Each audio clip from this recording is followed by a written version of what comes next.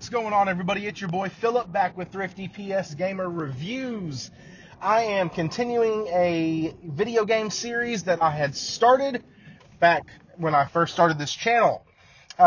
We will be discussing Metro Last Light. Now, Metro Last Light is a direct sequel of Metro 2033.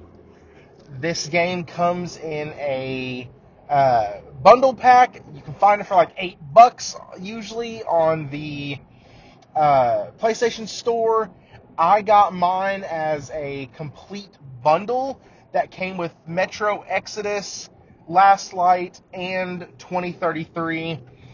All of them were the first two were the remasters, and the third one included all DLC for Exodus, and it also included a free upgrade path for the PS5. I think I paid like $13 for the bundle. Amazing, amazing deal. I'm going to start off this by saying I hate first-person shooters, but this series that Deep Silver did has completely enthralled me. It is a survival horror game, but through the settings, you can play it as a horror shooter. And I like that. I like that I get to choose how I want to play it, because I suck at survival horror games. I absolutely suck at them. I'm pretty decent at games where I can just go in and blow stuff up, because that's fun. The main draw of this game, though, is how well the game does everything well. There is not a lot of negative about this game in the terms of what I would normally critique a game on. So let's get started. The game originally came out in 2013 at the end of the life cycle on the PS3. Then, in 2014, this game received a remaster as a bundle called the Redux, or Redo. And this game was released as a bundle on the PS4 as a remaster. Great. The game is centered around a book, I believe it's a book series by Dimitri, and I don't want to pronounce the last name because I'm going to mess it up. You play as Artyom. You will play as Artyom in the first one and in this one. And I haven't really got into Exodus yet, so I don't know if the story changes. I'm about halfway through Last Light, and this is a game that I will be completing. And let me tell you my thoughts on it so far. Let's get into graphics. Graphics, I think, for a game that was released on the PS3, the graphics look really good in the remaster. The faces have a little bit of a clay look to them, and so that's kind of rough. The eyeballs are a little rough, as we see or saw with a lot of remasters that came from the PS3 to the PS4. A lot of times the eyeballs just didn't look right for some reason. And this game suffers a little bit from that. The overall graphics, though, the animals look crazy. Oh my god, there's so much detail to the caves and to the underground metros that you're going to be going under, that it literally immerses me in every single level. I actually prefer the levels where you're fighting monsters or you're fighting humans, as opposed to the safe zones where you get to purchase things. The safe zones feel just not as detailed, graphically speaking. Because, and this is going to bring me into sound, the sound in every single part of the game is stellar. And when I say stellar, I mean it's perfect. It is dang near perfect. It pulls you in. There is so much background noise in the safe zones that they feel alive. They feel wonderful. They feel like you are actually in these hollowed out bunkers. Everything kind of echoes. Everything, you hear clinking and clanking of glasses. One of the things I really like is that you can hit the menu button And when you pull up the menu, it stops the music, but it doesn't stop the ambient noises. So you can pick out conversation, small talk and stuff. You can pick out people eating, people drinking, and it's really awesome. And then after you get out of that menu, you go back and add the music back in, and you really get a sense of appreciation for how much they paid attention to sound. I will recommend that you play this game with some sort of headphones that offer a stereo aspect or a 3D aspect.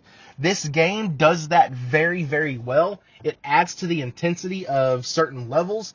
I just got done with my second encounter with these spider/scorpion things. I freaking hate them. I was playing this at night on my couch with all the lights off, and I had to go turn a freaking light on because it scared the absolute mess out of me, because these dang spiders will jump you, and I freaking hate them. And what makes it worse is you can hear the itching and the scratching in your ear. And if you're using something like 3D audio or a decent quality surround sound, you can actually hear them transferring from one side of your head to the other, and it just gives me the absolute creeps. It gives me chills. I freaking hate it, but I hate it so much that it draws me in, and I love it. I know that sounds contradictory, but just follow me. The sound is wonderful. It's amazing. I can't say enough about it. They did a fantastic job. I have no idea who did the score for this or who did the sound development, but they blended this together so well. You won't be disappointed by sound at all. Graphics, a little rough. Sound, absolutely not. The sound makes up for the lacking in a little bit of graphical quality. Now, that is going to bring me into gameplay.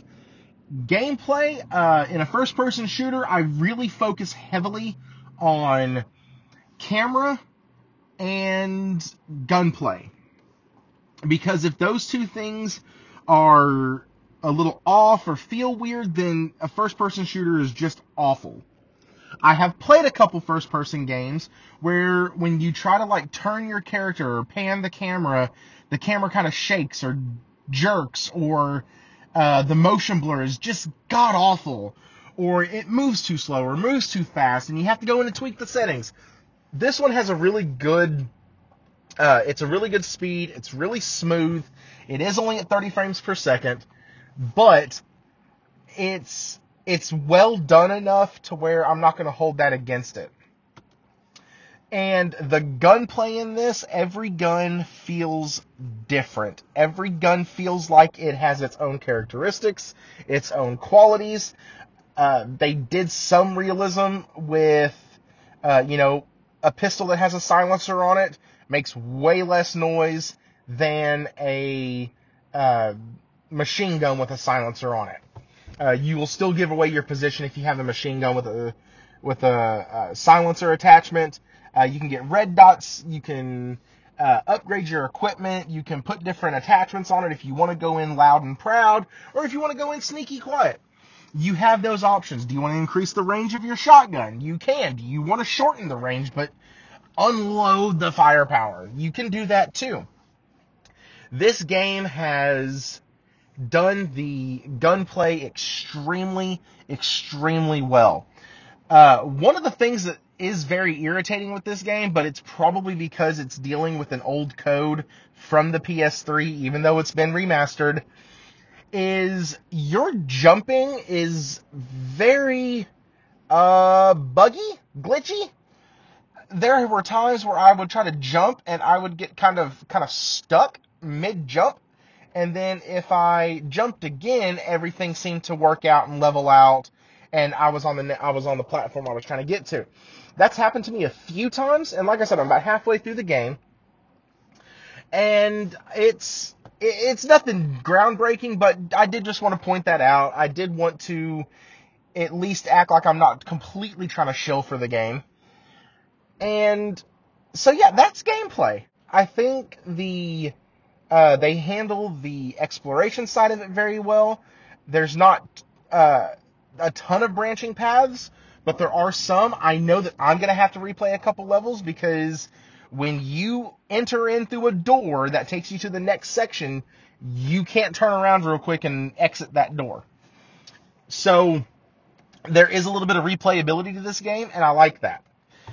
The next thing I'm going to get into is the story. Now, I'm going to try to do spoiler-free. I've only played about half the game, so it's not going to be anything at least past the halfway point. You start off as Artyom. This is after you took out this is after the end of the last game. I don't want to spoil what happens at the end of the last game. Your first mission, you are now a ranger, you're a Spartan, and you are heading out on your first mission to go ahead and basically capture / kill the one of the dark ones, one of the little kid dark ones, which is kind of a creepy mission in the first place. Not creepy as in scary, but just uneasy feeling. Like, I don't like killing kids. I don't care what kind of kid it is. That's just not okay. So I'm already conflicted while I'm playing the story. You get sent out with Anna, who is, I believe, Miller's daughter. I think that's right. I think she's his daughter, if I was reading that correct. I could be wrong. Anyways, you get sent out with Anna. She's a very well-equipped sniper. And you do your first mission. It's your basic, hey, this is how you move in the world. This is how you shoot. This is how you crawl. This is how you're silent. You got to catch this thing. And all of a sudden, you get captured at the end of the mission. You don't kill the thing, so you failed your mission. And you get captured. When you get captured, you go into this holding cell. And that is actually where you meet your first kind of compatriot. And his name is Pavel.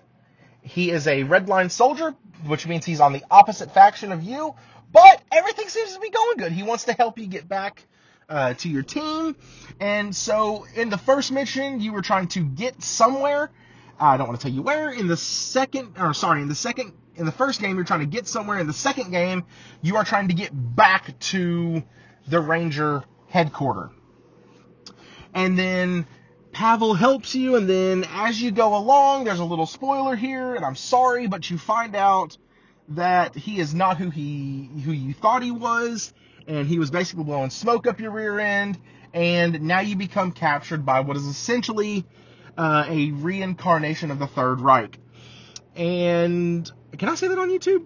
I hope I can. Anyways, it's a reincarnation of the Third Reich, and now you are working on fighting your way out of the Third Reich, and you escape. And that's kind of what your whole mission is. You're trying to get back to your headquarters. You're trying to get back to Anna. You're trying to get back to Millie. You're trying to get back to the rest of the Rangers.